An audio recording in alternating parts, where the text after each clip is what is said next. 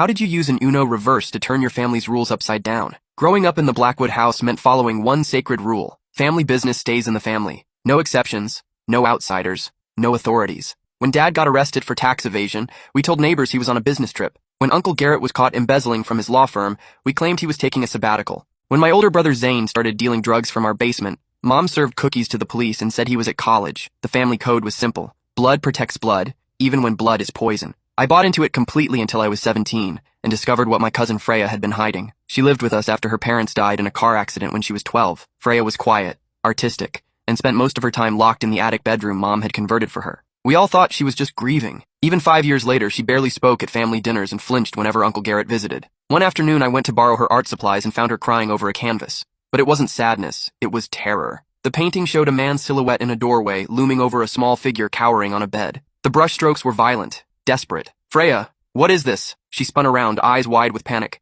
Nothing. It's just abstract art. But I'd seen that doorway before. It was the entrance to her room. That night, I heard footsteps in the hallway. Heavy, deliberate steps that stopped outside Freya's door. Then came the soft click of a lock turning. I crept to my doorway and saw Uncle Garrett slipping inside her room with a key. My stomach dropped. For weeks, I gathered evidence. I recorded the footsteps with my phone. I documented when he visited and when Freya would disappear for hours afterward, returning with red eyes and shaking hands. I found the spare key he'd hidden behind the hallway portrait. When I finally confronted Freya, she broke down completely. "You can't tell anyone," she sobbed.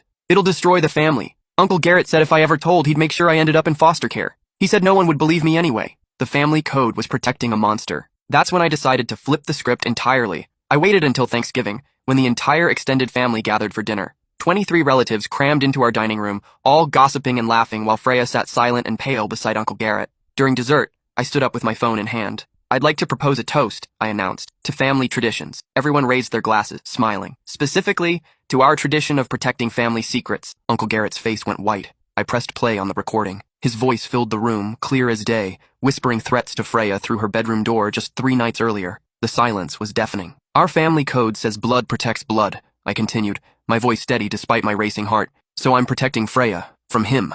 Uncle Garrett lunged toward me, but my brother Zane, surprisingly, blocked his path. "Sit down, Garrett," Zane said quietly. That's when I realized someone else had been listening outside Freya's door too. Uncle Garrett tried to play innocent, claiming the recording was fake, but I had more evidence. Photos of the spare key, Freya's paintings, documentation of his late-night visits. The family split instantly. Half wanted to handle it internally, quietly transfer Uncle Garrett somewhere else, maybe therapy, keep it hushed. The other half wanted him gone completely, but I wasn't done. "There's something else," I said, pulling out a second phone. "I've been documenting everything for months, and I've already sent copies to Detective Morrison." The room erupted. Mom grabbed my arm so hard it bruised. "You called the police? On family?" "I protected family," I shot back. "Just not the family you wanted me to protect." That's when Uncle Garrett smiled, cold and calculating. "You have no idea what you've just done," he said softly. "I know things about this family that would destroy all of you, and now I have nothing left to lose." The temperature in the room seemed to drop 10 degrees. Even the relatives who'd been shouting fell silent. Something in Uncle Garrett's tone promised devastation. Aunt Helene, Dad's sister, stepped forward.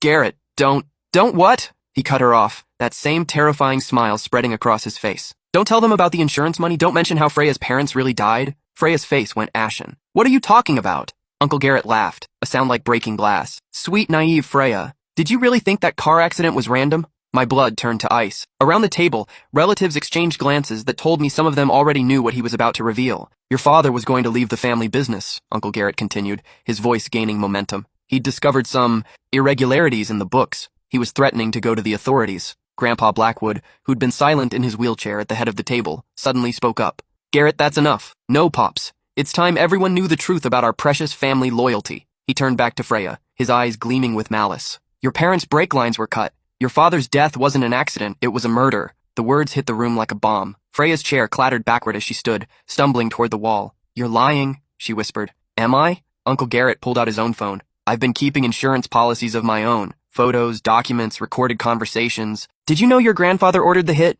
That your Uncle Thomas actually did the dirty work?" Uncle Thomas, who'd been standing by the fireplace, suddenly bolted for the door. Dad tackled him before he could reach it, and they crashed into the china cabinet. Glass exploded everywhere. "Stop!" Mom screamed, but chaos had already erupted. Cousin Marlene was sobbing hysterically. Aunt Diane grabbed her purse and started backing toward the exit. 3 of my younger cousins huddled together, wide-eyed and terrified. Through it all, Uncle Garrett kept talking, his voice rising above the mayhem. "That's not even the best part," he shouted. "Tell them about the money laundering, Pops. Tell them about the judges you've been bribing. Tell them about the witness who disappeared before Thomas's DUI trial. I looked at Freya, who was pressed against the wall, shaking uncontrollably. This wasn't what I'd wanted. I'd thought I was exposing one monster, but apparently I'd uncovered a whole nest of them. Grandpa Blackwood's voice cut through the noise like a blade. Enough! Everyone froze. Even at 83, confined to a wheelchair, he commanded absolute authority in this family. Garrett, he said quietly, you've crossed a line. Uncle Garrett's triumphant expression faltered slightly. I've crossed a line?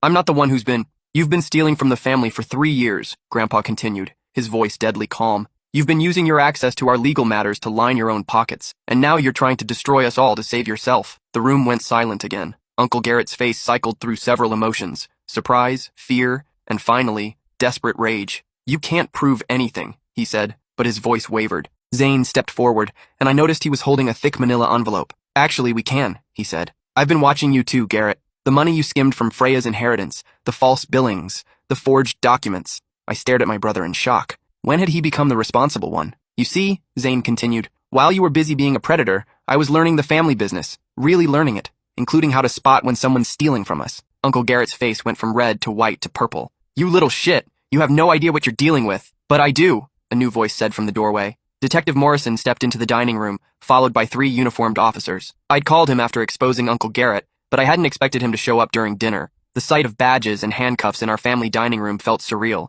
Garrett Blackwood, Detective Morrison said, you're under arrest for the sexual assault of a minor. As they cuffed Uncle Garrett, he twisted around to face me, his eyes burning with hatred. This isn't over, he snarled. You think you're protecting her? You've just painted a target on both your backs. There are things about this family you still don't know, and people who won't let those secrets die with me. The officers dragged him away, but his words echoed in my mind long after the front door slammed shut. The aftermath was immediate and devastating. Half the relatives left that night and never came back. Aunt Helene moved to Oregon the next week. Cousin Marlene's family cut all contact, afraid they'd be implicated in whatever Uncle Garrett might reveal during his trial. The ones who stayed split into 2 camps, those who blamed me for destroying the family, and those who finally understood that the family had been rotten long before I'd exposed it. But the worst part was watching Freya. Learning that her parents' death wasn't an accident broke something inside her that I wasn't sure could be fixed. She stopped eating, stopped sleeping, stopped painting. The vibrant, artistic girl who'd hidden her trauma behind creativity became a ghost drifting through our house. 3 days after Thanksgiving, I found her in the bathroom with a bottle of Mom's sleeping pills. I can't do this anymore, she whispered when I took the pills away. Everyone I love dies because of this family. First my parents, and now, what if they come after you too? I held her while she cried, and for the first time since this whole nightmare began, I wondered if I'd made the right choice. The first hearing was scheduled for December 15th. Uncle Garrett pled not guilty and hired the most expensive defense attorney in the state. His strategy became clear immediately. If he was going down, he was taking everyone with him. His lawyer subpoenaed financial records going back 20 years. They demanded testimonies from every family member. They started investigating Freya's parents' car accident. Mom came to me a week before the hearing, her face haggard. We need to talk, she said. We sat in the kitchen where I'd confronted her about protecting Uncle Garrett just weeks earlier. It felt like years had passed. There are things about this family you don't understand, she began. Your grandfather, he's not just a businessman. The Blackwood name carries weight in this town for reasons that go beyond legitimate success. My stomach clenched. What are you saying? I'm saying that if Garrett starts talking, it won't just be him going to prison. Your father could be arrested. Zane could be arrested. Hell, I could be arrested. She pulled out a folder and spread its contents across the table. Bank statements, legal documents, photographs. The family business isn't just construction and real estate, she continued. We launder money for some very dangerous people. We've been doing it for decades. The judges, the police officials, the city council members, they're all on our payroll. I stared at the evidence in front of me, my world tilting sideways. Freya's father discovered this, Mom said quietly. He was going to expose everything, so Grandpa had him killed. The words hit me like a physical blow. And you're telling me this now because Garrett's lawyer is going to use all of this to create reasonable doubt. He's going to argue that Garrett was being set up by a family of criminals who needed a scapegoat. I looked at my mother, really looked at her, and saw a stranger. How long have you known? I asked. About the money laundering? Since I married your father? About Freya's parents? I suspected, but I didn't know for sure until tonight. And about what Garrett was doing to Freya? Mom's face crumpled. I swear I didn't know. If I had, you would have what? Called the police? We both know that's not how this family works. The silence stretched between us, filled with 20 years of lies and secrets. So what happens now? I finally asked. Now you have a choice, Mom said. You can testify against Garrett and watch our entire family implode, or you can find another way. What other way? She met my eyes, and I saw something cold and calculating there that reminded me of Grandpa. Garrett dies before he can testify. I stared at her in horror. You're talking about murder. I'm talking about protecting this family. The same thing you thought you were doing when you exposed him. I stood up so fast my chair toppled backward. I'm not a killer, Mom. No, she said quietly. But your grandfather is. And if you don't find another solution, that's exactly what's going to happen. I walked out of the kitchen and straight to Freya's room. She was sitting by the window, staring out at the December snow. We need to leave, I said without preamble. She turned to me, her eyes hollow. What? This family is never going to let us be free. They'll either kill Uncle Garrett to protect their secrets, or they'll kill us to protect themselves. We need to disappear. Freya shook her head slowly. I can't run forever. You won't have to. We'll run until we're strong enough to fight back. That night, I made a plan. I had $3,000 in savings and access to Mom's emergency credit card. Freya had a small inheritance from her grandmother that the family hadn't touched. It wasn't much, but it was enough to get us out of town. More importantly, I had copies of everything. The recordings of Uncle Garrett, the financial documents Mom had shown me, photos of the evidence Zane had compiled. If this family wanted to play dirty,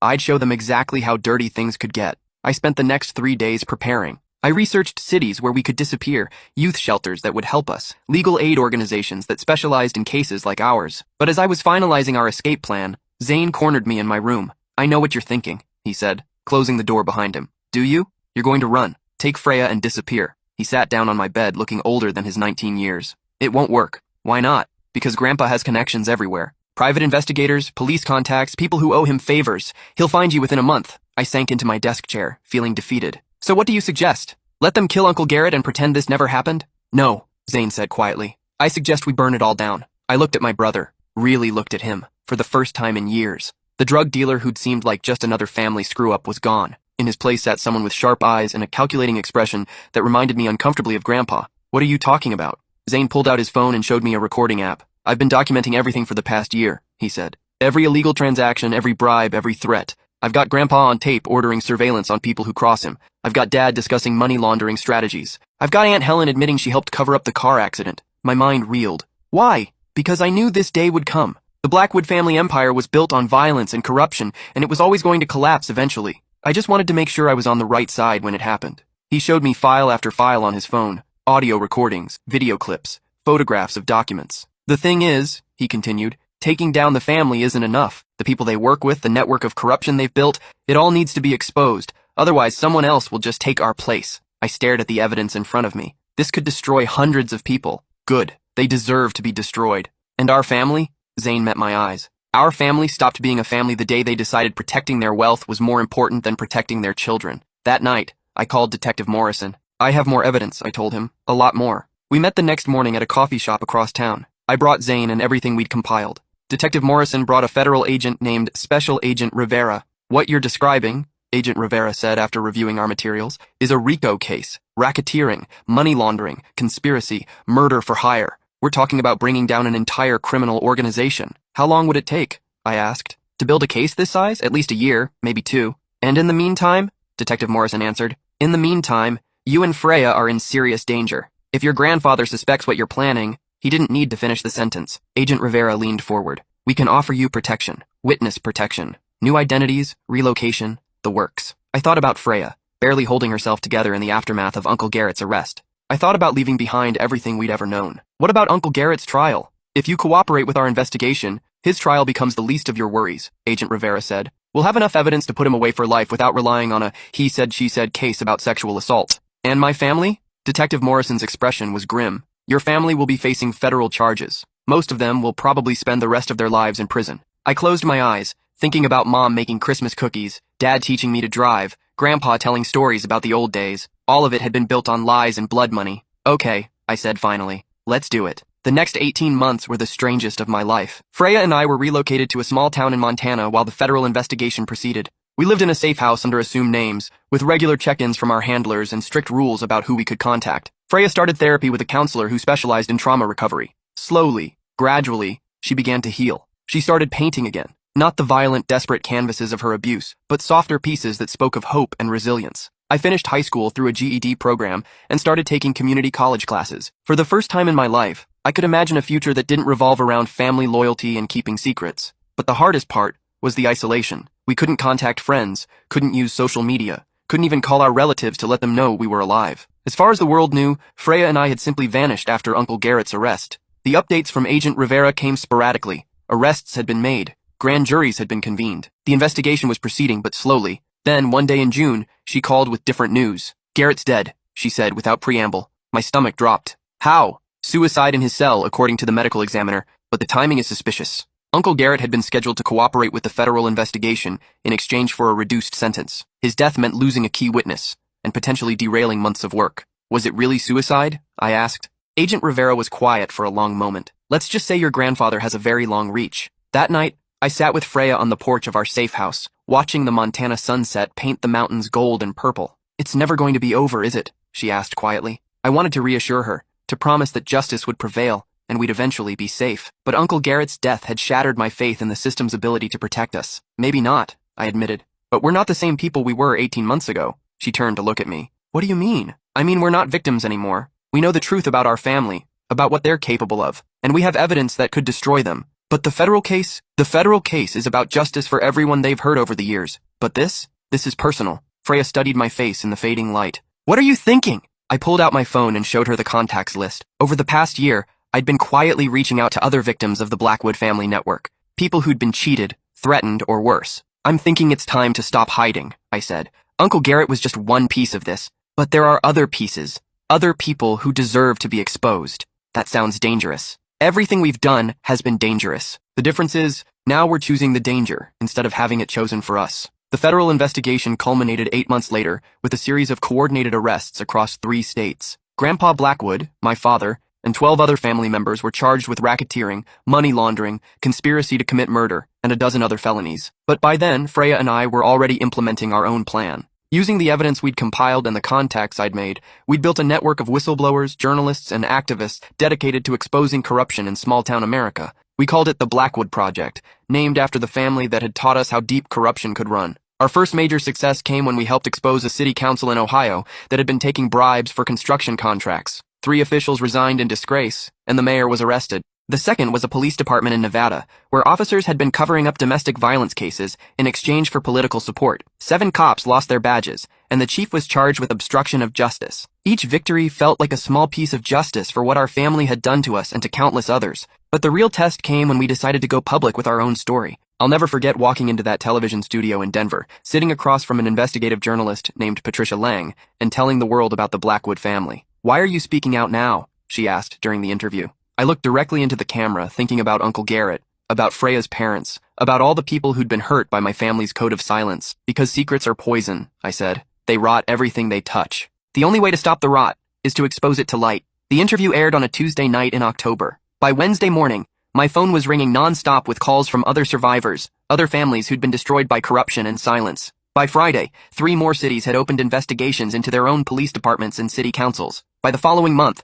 the Blackwood Project had expanded to include offices in 12 states. But the call that mattered most came 6 months later from Mom. I saw your interview, she said, her voice barely above a whisper. I hadn't spoken to her since the day I'd left Montana and come out of witness protection. Part of me had wondered if I'd ever hear from her again. And I wanted you to know that you were right. About all of it. She was calling from a payphone outside the federal prison where she was serving her sentence. She'd pled guilty to money laundering and received 8 years. Your father wanted to fight the charges, she continued. He said the family would find a way to beat this, just like we always had. But I couldn't do it anymore. I couldn't keep pretending that what we'd done was okay. What changed your mind? You did. Seeing you choose to protect Freya over protecting the family. It made me realize how long it had been since I'd chosen to protect anyone. We talked for an hour. She told me about her life in prison, about the other women she'd met who'd made similar choices to protect their family's secrets. She asked about Freya, about our work with the Blackwood Project. I'm proud of you, she said before hanging up. I know I don't have the right to say that anymore, but I wanted you to know. After she hung up, I sat in my office, a real office, with my name on the door and a view of the mountains, and thought about the reverse that had started it all.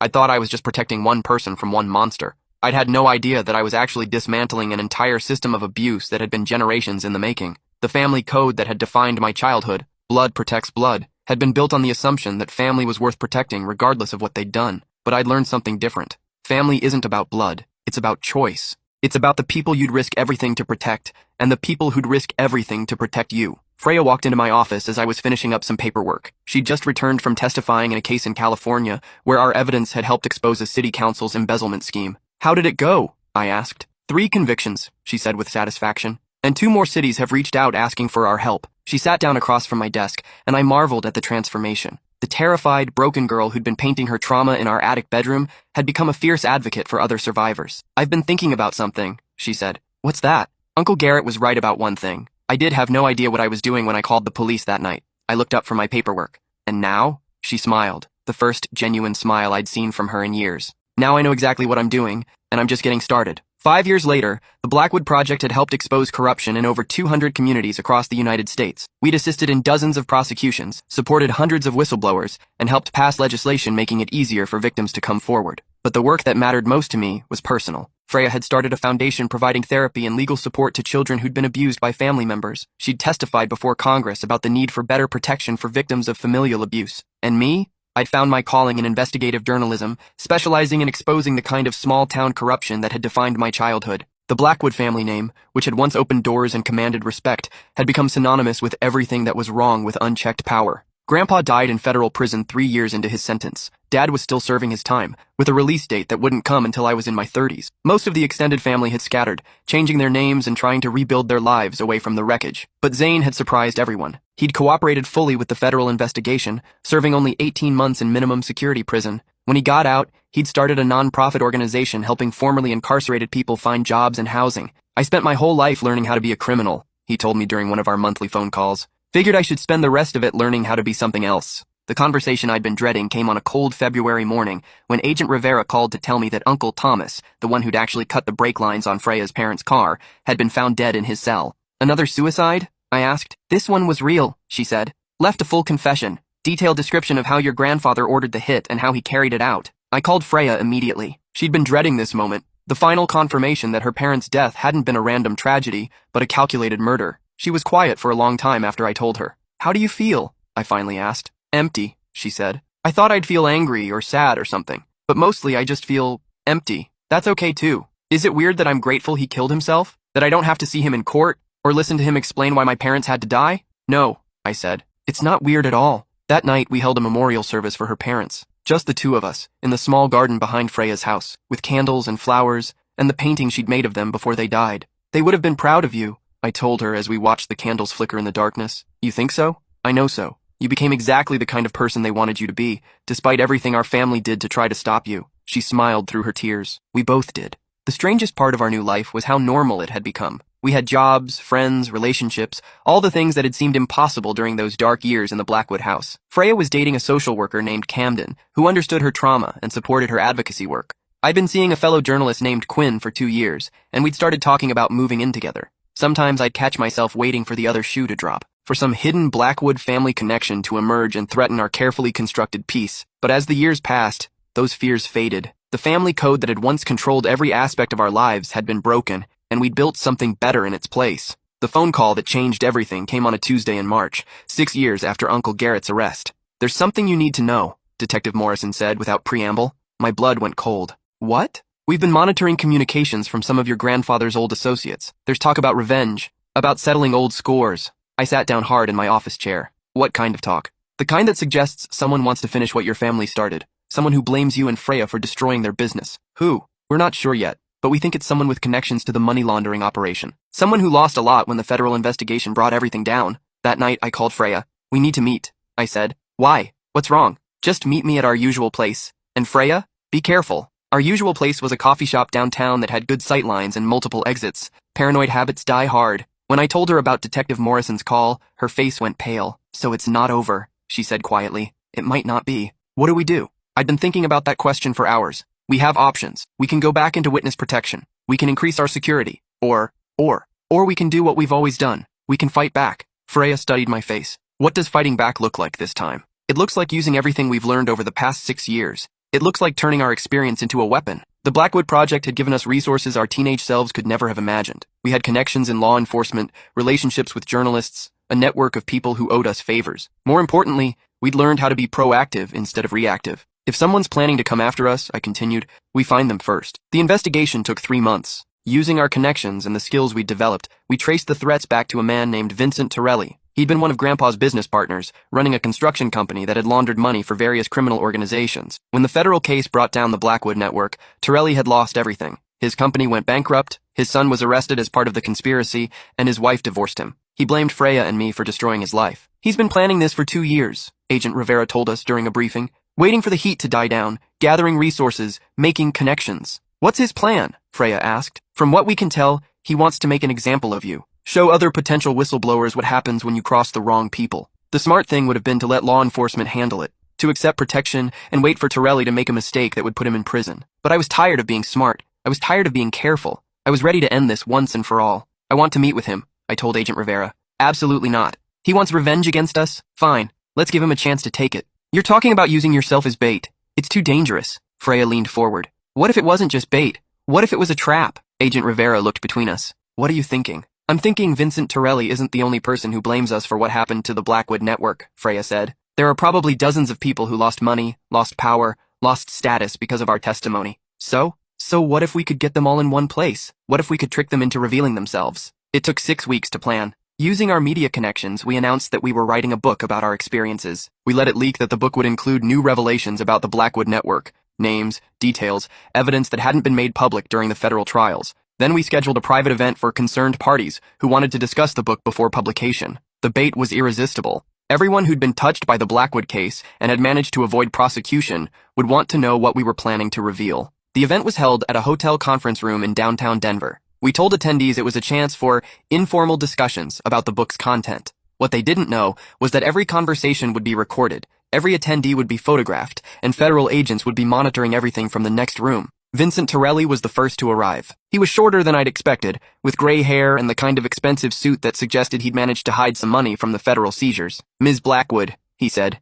extending his hand. I've been looking forward to meeting you for a long time. The fake smile didn't reach his eyes. Mr. Torelli, thank you for coming. Over the next hour, 17 other people filtered into the room. Former business partners of my grandfather, city officials who'd taken bribes, lawyers who'd helped cover up crimes. All of them had managed to avoid prosecution during the federal investigation. All of them had scores to settle. I stood at the front of the room, looking out at faces full of barely concealed hatred. Thank you all for coming, I began. I know this book project raises concerns for many of you. A man named Richards, who'd been a judge during my grandfather's heyday, spoke up. Our concern is that you seem determined to destroy the lives of people who've already paid for their mistakes. Have they? Freya asked from her position by the door. Because from where I'm sitting, most of you got away with it. The temperature in the room seemed to drop. Vincent Torelli's hand moved inside his jacket, a movement that I knew was being watched by federal agents through hidden cameras. Careful, Ms. Blackwood, he said quietly. You're playing a dangerous game. Am I? Because I thought this was just a book discussion. Cut the act, said a woman named Morrison who'd helped launder money through her accounting firm.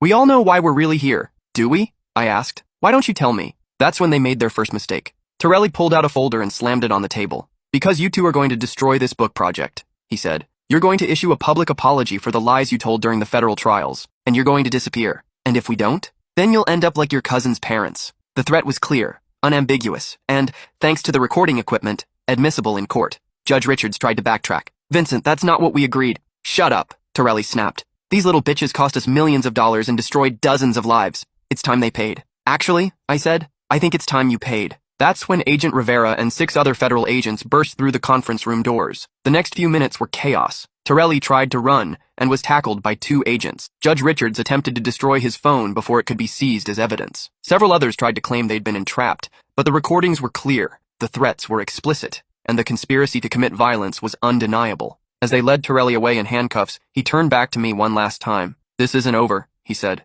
There will always be someone else. Maybe, I replied. But there will always be people like us, too. 6 months later, Vincent Torelli was sentenced to 15 years in federal prison for conspiracy to commit murder and racketeering. 8 other attendees received sentences ranging from 3 to 10 years. Judge Richards lost his pension and was disbarred. The accountant Morrison was sentenced to 5 years and ordered to pay restitution to every client she'd helped defraud. But the real victory wasn't the sentences. It was the message. You showed them something important, Agent Rivera told me after the sentencing hearing. You showed them that victims don't have to stay victims, that people who speak out don't have to spend their lives looking over their shoulders. She was right. The Blackwood Project had received dozens of new requests for help in the weeks following the arrests. People who'd been afraid to come forward were finally finding their voices. But the moment that meant the most to me came a week later, when Freya and I were having dinner at her house. I've been thinking about Uncle Garrett, she said suddenly. I looked up from my plate. We rarely talked about him anymore. What about him? About what he said that night. About how I had no idea what I was doing when I called the police. And, she smiled. Not the broken smile of our childhood, but something fierce and proud. He was wrong. I knew exactly what I was doing. I was choosing to protect myself and other people like me, instead of protecting the people who were hurting us. And now I'm still making that same choice. Every day. With every case we take, every person we help, every corrupt system we expose. I raised my glass of wine. To making the right choice. To making the right choice, she agreed. As we clinked glasses, I thought about the teenage girl who'd stood up at a family dinner 6 years ago with evidence of abuse. I thought I was just protecting my cousin, but I'd actually been starting a revolution. A revolution against the idea that family loyalty meant protecting abusers, against the notion that keeping secrets was more important than keeping people safe, against the belief that some people were too powerful to be held accountable. The Blackwood family code had been simple. Blood protects blood, even when blood is poison. Our new code was simpler. Protect the people who need protecting, no matter who they're being protected from. And unlike the old code, this one was built to last. 10 years later, I was standing in front of the Supreme Court building in Washington, D.C., watching Freya walk up the steps to argue a case about mandatory reporting of child abuse. She'd finished law school 3 years earlier and had quickly become one of the most respected advocates in the country for survivors of familial abuse. The case she was arguing would require teachers, doctors, and social workers to report suspected abuse immediately, with criminal penalties for those who chose to look the other way. It was personal for both of us. If mandatory reporting had existed when we were kids, maybe someone would have noticed the signs of what Uncle Garrett was doing. Maybe other children would have been protected. As I watched her disappear into the building, my phone rang. "Congratulations," Detective Morrison said. "I just saw the news about the Blackwood Project winning the National Whistleblower Award. The award was recognition for our work helping expose corruption in over 500 communities across the United States. It came with a cash prize that we'd already decided to donate to organizations supporting child abuse survivors. It feels surreal," I admitted. "You've earned it, both of you." "Have we? Sometimes I wonder if we're just lucky that Uncle Garrett was stupid enough to make those threats on tape." Detective Morrison was quiet for a moment. "Can I tell you something? I've been a cop for 23 years. I've seen a lot of people break under pressure, and I've seen a lot of people find excuses to avoid doing the right thing. And what you and Freya did that night, standing up to your entire family, risking everything to protect someone who couldn't protect herself, that wasn't luck, that was courage." After he hung up, I walked to a nearby coffee shop and called Quinn, who was back home in Denver working on a story about corporate corruption in the oil industry. "How's our girl doing?" Quinn asked. "She's magnificent. She was born for this." "And how are you doing?" I considered the question. "I'm proud, and grateful, and a little amazed that we made it this far." "Any regrets?" It was a question I'd been asking myself for 10 years. Did I regret destroying my family? Did I regret the pain we'd caused Mom and Dad and everyone else who'd gotten swept up in the federal investigation? "No," I said finally. "No regrets." Because the truth was, we hadn't destroyed our family. Our family had destroyed itself generations before we were born. We'd just finally stopped pretending it was something worth preserving. The real family we'd built, Freya and me, our chosen friends and partners, the network of survivors and advocates we worked with, was stronger and healthier than anything the Blackwood name had ever represented. 3 hours later, Freya emerged from the Supreme Court building with a smile that could have lit up the entire city. "We won," she said simply. The vote had been 7-2 in favor of mandatory reporting requirements. It would take time to implement, but within 5 years, every state would be required to have laws protecting children from exactly the kind of abuse we'd survived. That night, we celebrated at a restaurant near the Capitol. Freya ordered champagne and toasted to the end of family secrets. "You know what the best part is?" she said as we walked back to our hotel. "What?" "Uncle Garrett was right about one thing. We really didn't know what we were doing that night." I laughed. And it turned out that not knowing what we were doing was exactly what we needed. If we'd known how hard it would be, how much it would cost, how long it would take, we might never have started. She was right. If 17-year-old me had known that exposing Uncle Garrett would lead to a decade of legal battles, federal investigations, and death threats, I might have chosen silence. But if I'd known it would also lead to this, to laws that would protect other children, to a career helping survivors find their voices, to a life built on truth instead of lies, I would have made the same choice 1,000 times over. "So what's next?" I asked as we reached the hotel. Freya grinned. "I got a call yesterday from a prosecutor in Texas. There's a case involving a family that's been covering up abuse for 3 generations. The local authorities are refusing to investigate because the family has too much political influence." Sounds familiar, doesn't it? They want our help building a case. I felt that familiar surge of energy that came with a new challenge. "When do we leave?" "Next week, unless you're getting tired of this fight." I thought about Uncle Garrett, about Grandpa Blackwood, about all the powerful people who'd counted on our silence to protect their secrets. I thought about the hundreds of survivors we'd helped find justice, the corrupt officials we'd exposed, the children who were safer because of laws like the one Freya had just helped pass. "Never," I said. "I'm never getting tired of this fight." Because the truth was, the reverse I'd played that Thanksgiving night 10 years ago had taught me something important. The most powerful move you can make is the one nobody sees coming, and we were just getting started. 20 years after that Thanksgiving dinner, I was sitting in a lecture hall at Harvard Law School, watching Freya deliver the keynote address at a conference on victims' rights. The audience was filled with prosecutors, advocates, and survivors, people who dedicated their lives to the same fight we'd been fighting for 2 decades. "The family I was born into had a code," she was saying. "Family business stays in the family. No exceptions, no outsiders, no authorities." I smiled, remembering the terrified 17-year-old who'd recorded Uncle Garrett's footsteps in the hallway. "But here's what I learned," she continued.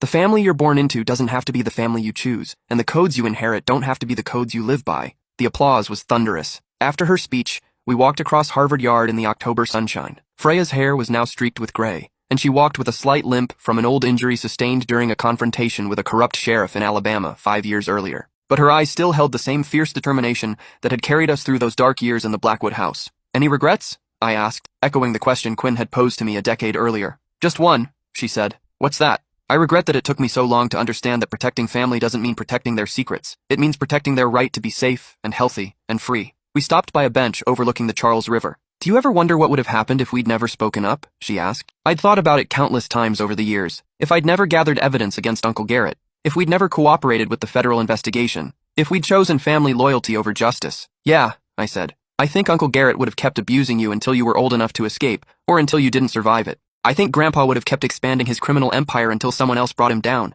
and I think we would have spent our entire lives carrying their secrets. And instead, we got to help write new rules. Rules that say children matter more than family reputation. Rules that say victims deserve justice even when their abusers are related to them. Freya nodded slowly. You know what the real Uno reverse was? What? They taught us that family protects family no matter what. But we learned that real family protection means holding each other accountable. It means saying no more when someone you love is hurting someone else. She was right. The card I'd played that Thanksgiving night hadn't just reversed the immediate situation with Uncle Garrett. It had reversed generations of toxic family dynamics. It had turned victims into advocates, silence into testimony, secrets into evidence. It had turned a family built on lies into a chosen family built on truth. The Blackwood Project now operated in all 50 states, with a staff of over 200 advocates, investigators, and support personnel. We'd helped prosecute thousands of corruption cases and supported tens of thousands of survivors. But more importantly, we'd helped change the conversation about family loyalty, institutional protection, and the responsibility of bystanders to speak up.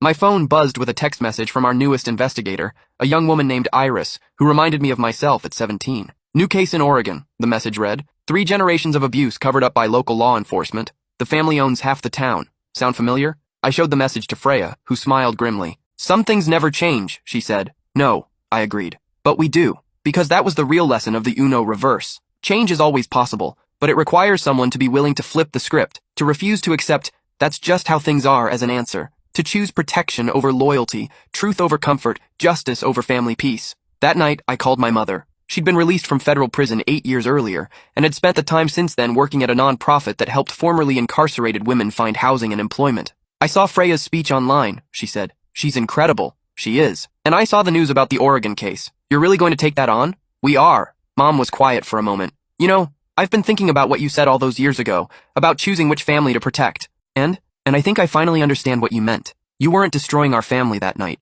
You were saving the parts of it that were worth saving. She was right. Freya and I were still family. The kind of family that chose each other every day, that supported each other's growth, that held each other accountable for being better. Zane was still family too. He called every few weeks, updating us on his nonprofit work and asking about our latest cases. Even Mom had become family again, in a different way. Not the mother who'd chosen silence and complicity, but the woman who'd learned to choose differently. I'm proud of you, she said before hanging up. Both of you. I know I lost the right to say that a long time ago, but I wanted you to know. After she hung up, I sat in my hotel room looking out at the lights of Boston and thinking about the 17-year-old who'd stood up at a family dinner with evidence of abuse. She'd thought she was just protecting one person. She'd had no idea she was starting a movement, but maybe that was the point. Maybe the biggest changes start with the smallest acts of courage. Maybe revolution begins with a single person deciding that enough is enough. The Uno reverse that had started it all had been simple. Instead of protecting the family from the truth, I'd protected the truth from the family. Everything else had followed from that one decision. And 20 years later, we were still reversing the deck, still changing the rules, still refusing to accept that some secrets are too dangerous to tell.